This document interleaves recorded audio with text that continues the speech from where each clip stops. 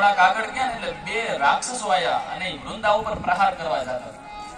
એટલે વૃંદા દોડીને બોલા જે ઋષિ મુનિ હતા એના ચરણોમાં પડી ગઈ, મને બચાવો, આ બે રાક્ષસો મને મારી નાખશે.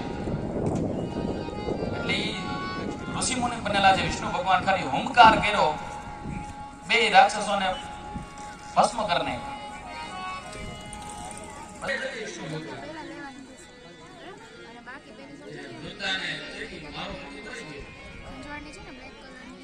તમે તો બહુ જ્ઞાની છો, તમે બહુ વિદ્વાન છો, મારા પતિને સજીવન કરી દો ને. વિષ્ણુ ભગવાને એને સજીવન કર્યો. ઈ જલંધર પાછો વિષ્ણુ ભગવાનની માયાથી બનાવેલો. એ જીવતો જોઈએ ને પછી એની સાથે શયન કર્યું. સ્પર્શ થયો અને સુવાસ આવી સુગંધ.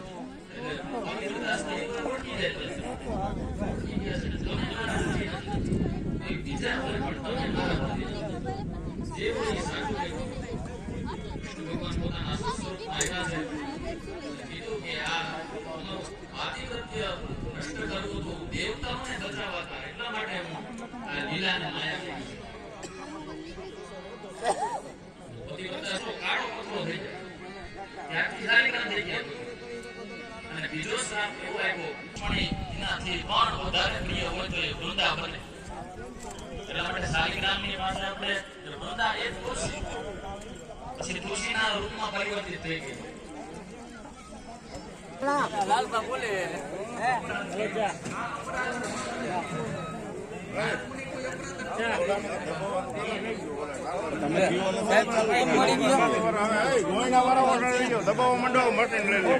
હોકમ નાખી દે.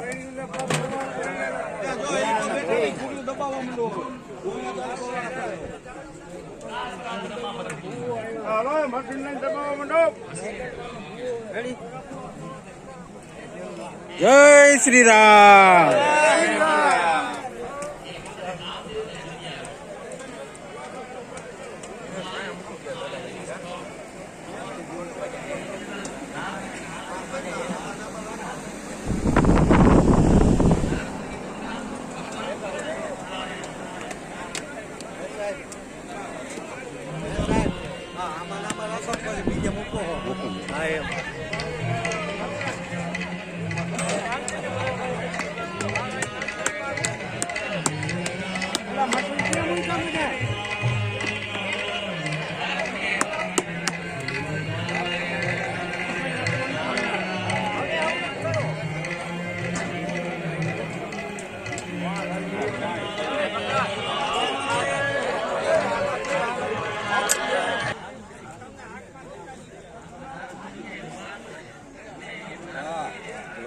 કરી બતાવી.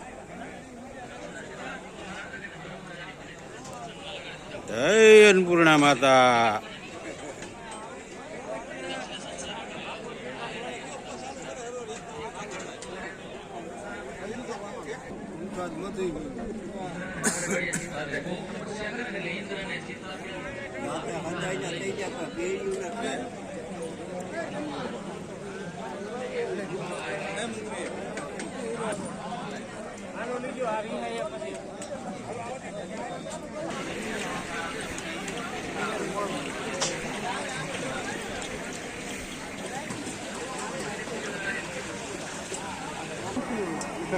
બધો સાંભળ્યો કે તો એમનું ચડાવો આજે કરવાનું છે.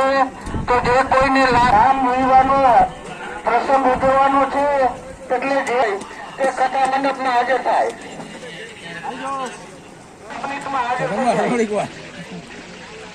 આમ હાથ ધર કરી